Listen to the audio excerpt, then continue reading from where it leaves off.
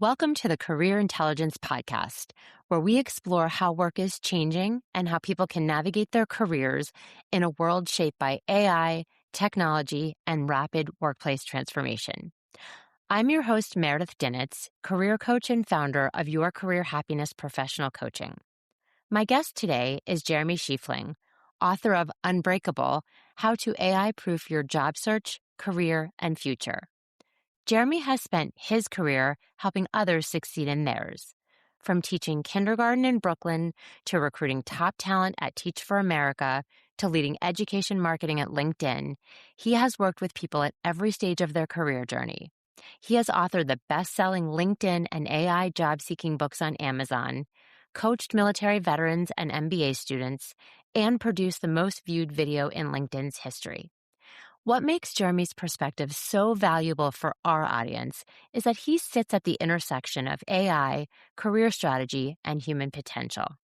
In this episode, we talk about what professionals are getting wrong about AI, what it actually means to be AI-proof, and why mid-career professionals may have more of an advantage than they realize. Now let's get started.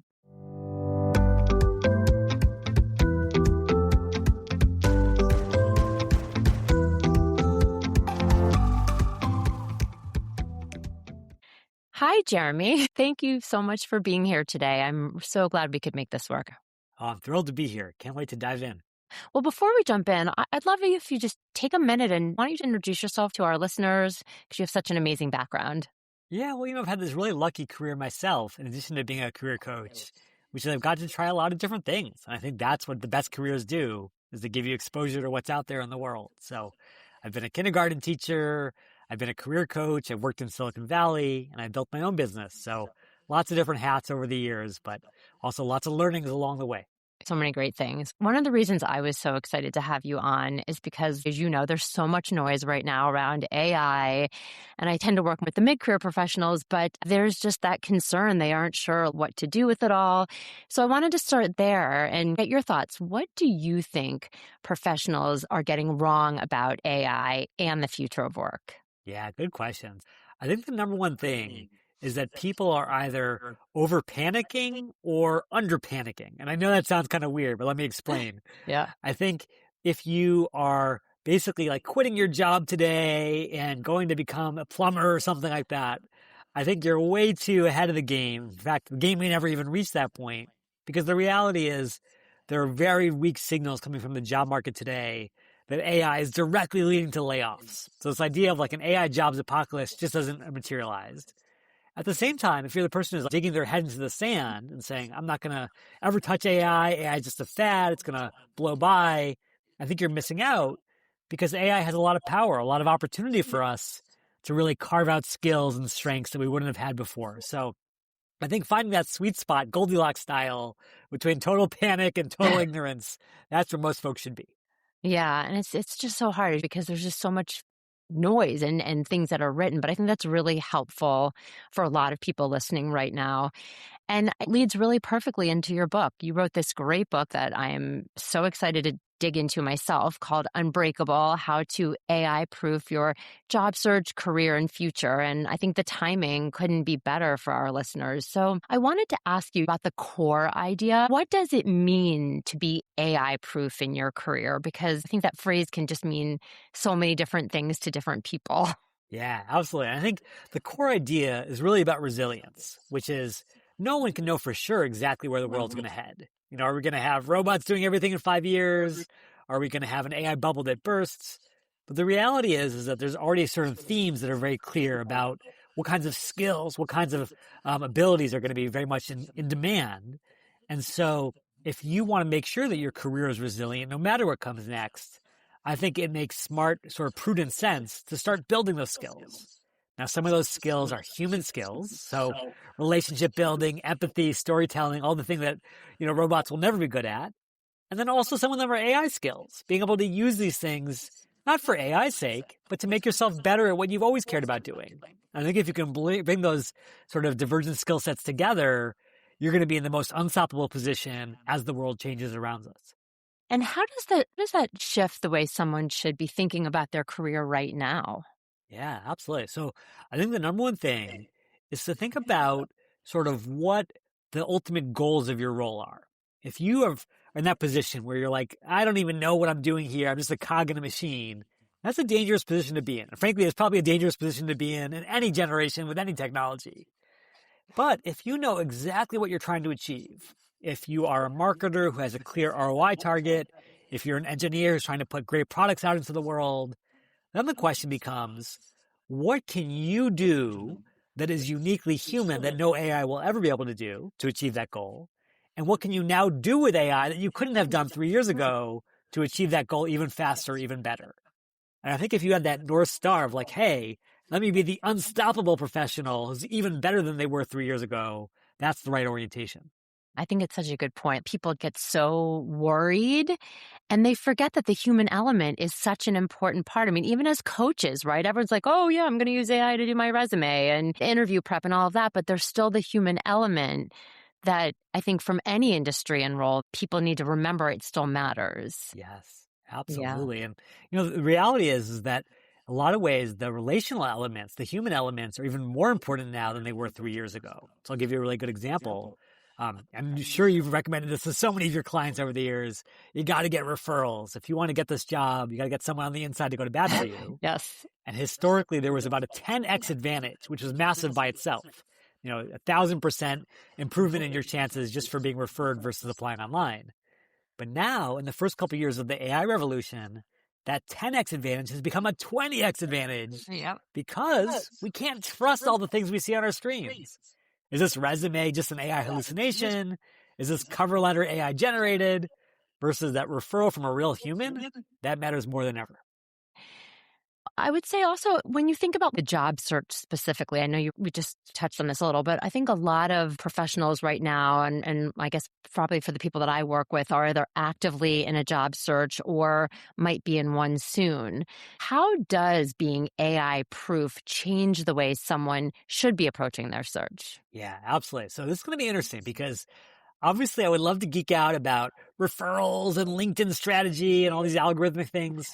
But the reality is that you've got to start with strengths. And in the book, I talk about this idea of the SURF framework, and the S stands for strengths.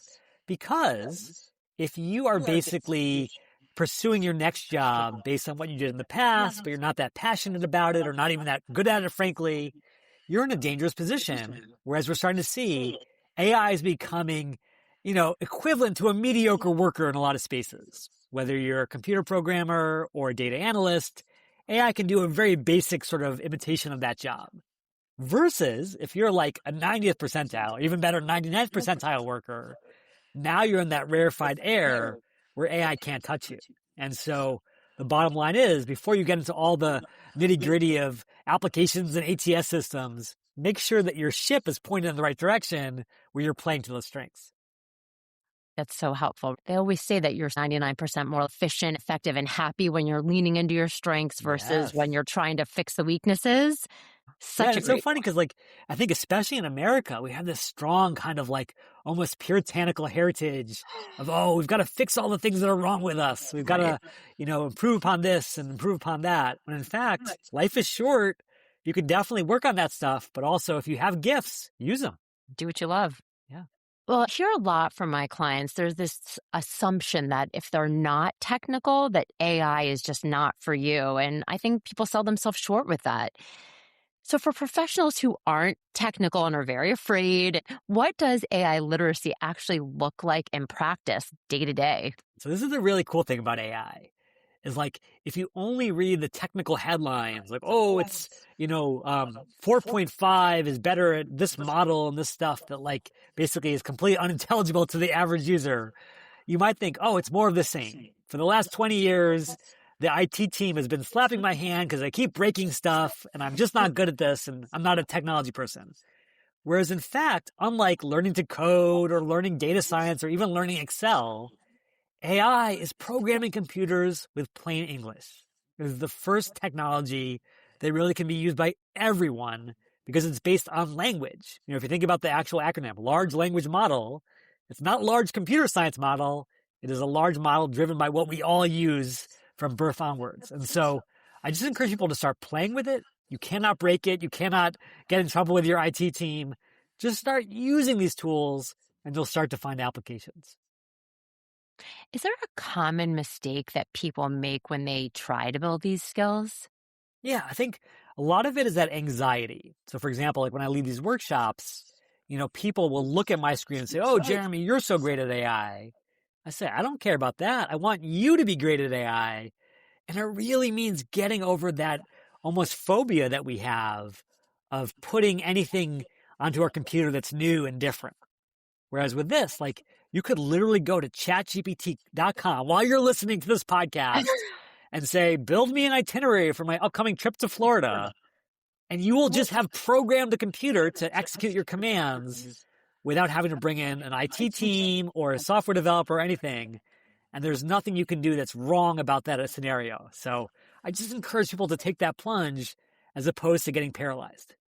It's funny because when you break it down that way, I don't think people realize that it's as simple as an easy prompt. Help me plan a trip. Help me think through the best way to go wherever. And you don't really think about it that way until you break it down that way. I want to take on that P word, by the way, prompt. Yeah. I think prompt, this is like where Silicon Valley has gotten really crazy. Is of course we always want to turn everything into a money-making opportunity for ourselves. So we're like, oh, you have to be a prompt engineer. You have to have our magic Harry Potter spell book of prompts to, get AI to work right. That's not how AI works at all. It's not like, Microsoft DOS back in the day where you had to type in the right commands. You type in anything in plain English and it will work. So the bottom line is, don't believe the wizards. Just cast those spells yourself. That's like such the buzz. It has to be the right prompt, but it really doesn't. It can just be simple. It's funny. I think another thing people tend to panic about is how long does it realistically take to feel competent in these skills? I don't have time. I want to be able to jump in. So what do you say to that? Yeah, I would say that in some ways, the real dark side of AI is once you get started, it's going to be hard to stop.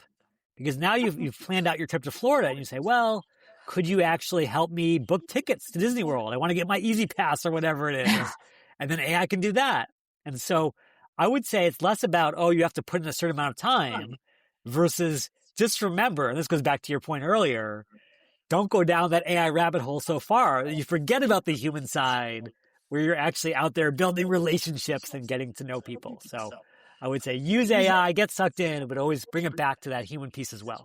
Yeah, human element for sure. Well, I think you definitely took something that can feel so intimidating to people and made it feel a lot more doable. I do want to pause here for a minute, though, because I think something that listeners don't hear enough is that there's so much focus on younger workers and how they're going up with AI. But I'm curious about the other side of that. Do you think mid-career professionals actually have an advantage here that they might not even realize? Yeah, they have a huge advantage. The data is really clear. The only place so far where economists have been able to pin specific sort of job loss related to AI is actually with entry-level roles that are especially exposed to AI. So, for example, Stanford economists came out with a study a couple months ago that showed there had been a massive decline in the number of entry-level computer programming roles for CS majors. However, this is the interesting thing. At the same time that those roles were decreasing, mid-level or senior-level programming roles were actually increasing even faster than ever. And what that tells you is that the fundamental role is not going away. But what we need from people in that role is, again, more leadership, more communication, more relationship building, all the things that the senior and mid-level folks are already good at, and an entry-level person may not already have. So instead of saying, oh, woe is me, I missed out on the AI revolution, recognize that you were lucky enough to be born at a time when you learned those foundational human skills that Gen Z is just catching up on. And again, play to those strengths. Don't just be the world's best AI user or the world's best coder. Be the world's best coding leader who actually mentors the next generation. Yeah, that's a good point. How do you help someone recognize and own that advantage, especially in this, age group, I guess? Yeah. The number one thing is to walk the talk. Some people would say, oh, go to your LinkedIn profile and stuff with keywords like leadership and team player and all that good stuff. The reality is, for all these soft skills, it's much better appreciated in action than you just claiming that mantle on your resume. And so I would much rather see someone reaching out to members of my team, reaching out to even me as the hiring manager, trying to show me how they can build relationships, unlike all those people who claim to be good at it, but still hide behind their resume and just apply online. So if you can walk the talk when it comes to those human skills, all the better. So I guess it sounds like for mid-career professionals then, it's really making them understand it's those human elements and really showing the value and not getting so sucked into, oh, the AI, the technical. You have these skills, you've learned them, whereas the more entry level, they're in the beginning of their path. So that's where the disadvantage or, where they have a little more work to do to catch up. Yeah, I think the number one thing to always remember is that different games have different odds. I think anyone who's been to Las Vegas knows this very well. And if you are a mid-career or even senior professional who's playing the entry-level hiring game, putting in 1 million applications for jobs, you've just entered into the game with the worst odds when you could have been playing this much better game that you were so well suited for, which is using your network, using your understanding of these relationships to ultimately get right to the decision maker and ultimately influence them to decide to choose you. And so I say, choose the best game for you, not just the game that everyone else is playing. I like that a lot. When you think about all of this going on and the book that you just wrote, what were the main goals or maybe what drove you to now's the time that I want to get this out there? Yeah, I think the reality is there's two things that are happening at once. Number one is, let's be really honest. It is a lousy job market. And it's a lot of different things. It's the inflation, the interest rates increasing, which obviously drives down the easy money that was being used to prop up hiring in the past.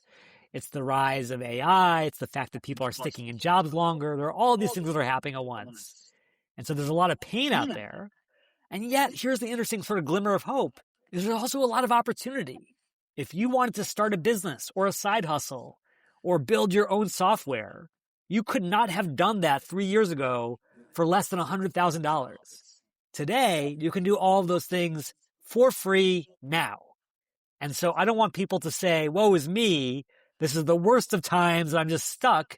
Instead, I want them to feel like there is the opportunity out there to truly actualize what they want to put into the world. And it is interesting because you are, at least I am seeing more, and I'm sure you are too, of these side gigs and what else can I do to be creative because of how bad the market is. And maybe people are just tired of the 9 to 5 or 9 to however many hours, 60 hours plus. So I think it's a really interesting point for sure. Yeah, the entrepreneurship numbers in this country are just skyrocketing right now. Yeah. I know a lot of that is driven by the misery of the job market, but a lot is also the opportunistic of like, hey, again, 5 years ago, I would have said, oh, no way can I start a business. I have to raise venture capital. I have to hire all these people. You don't have to hire a single person today because AI is your designer. AI is your website developer. AI gets you off the ground faster than you ever could have done in the old days. So if we circle back for a second, we were just talking before about, how mid-career professionals, the fear of like AI replacing them and AI is coming for my job. You've talked a little about like the soft skills, which obviously are so important. What human skills are becoming even more valuable as AI becomes more integrated into work? I think that in some ways, the higher up, almost like Maslow's hierarchy or whatever kind of framework you want to use, you go, the more we're going to be sort of in that rarefied air that is separated from AI. So for example, let's say that you said, AI, I want you to build out a marketing plan. All of a sudden, it spits out a marketing plan that looks really good on the surface. And all the marketers of the world are like, oh my goodness, I'm obsolete. But then think about what that marketing plan didn't recognize. It didn't understand the objectives of the company. It didn't understand your users. It didn't understand the politics of getting things done inside your organization. And so all those higher level skills, whether you call it empathy or understanding or cross-functional relationships or whatever you want to put a label on, that's the stuff that AI can never do. And so if you are just a document monkey where you're spitting out things left and right, yeah, AI could threaten your job. Versus if you understand the strategy, if you understand the relationships, if you understand your audience, now you've got this incredible force field that gives you value above and beyond what AI can do. Is there one skill that you think is most underrated right now? Yeah, I would say this is the foundational skill, I think. And it really does come back to empathy or EQ, which is the idea that if you think about what is relationship building, what is storytelling, what is communication, but being able to understand another person's really distinct brain and experience and still move them to take action. whether that's to work with you on a project, to buy your product, to invest in your company. I just don't think that no matter how sycophantic AI gets, anyone is going to be investing in ChatGPT or hiring Claude as a coworker when they have real people out there who really understand them on a deep human level. And so I think if I was to look underneath the surface, that's the kind of beating heart that I would want in every awesome teammate or customer or partner going forward. What would you say to someone who feels like it's too late to make these changes? So here's the good news. Doing these workshops every single day, so I'm training both students and job seekers and career coaches on this, I'm always shocked by how few people have actually taken the plunge.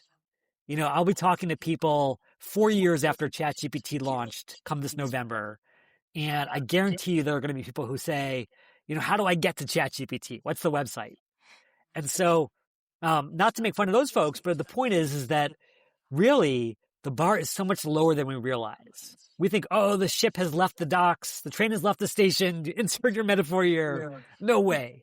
This revolution, like so many tech revolutions, is just getting started, which means even if you're still brand new, even if you haven't taken the plunge yourself, the time is still ripe to get out there and make it happen. I know before you said, look, just start playing, but is there a first step that you would tell people? Because if they're just like, oh my gosh, I can't even do this, or I don't know how to do this. Yeah. So the number one thing, and this is so important, is it's got to be something real. Like if people go to AI and say, write a, limerick for my kid, that's fine. It could be pretty impressive what it's able to pull off. But then you kind of put it on that novelty shelf of your mind. Kind of like all the other tech fads of recent years. Oh, crypto, that was interesting. Oh, Internet of Things, what a fascinating little trend. Unlike those tools, however, AI has real-world application. It can get actual things done.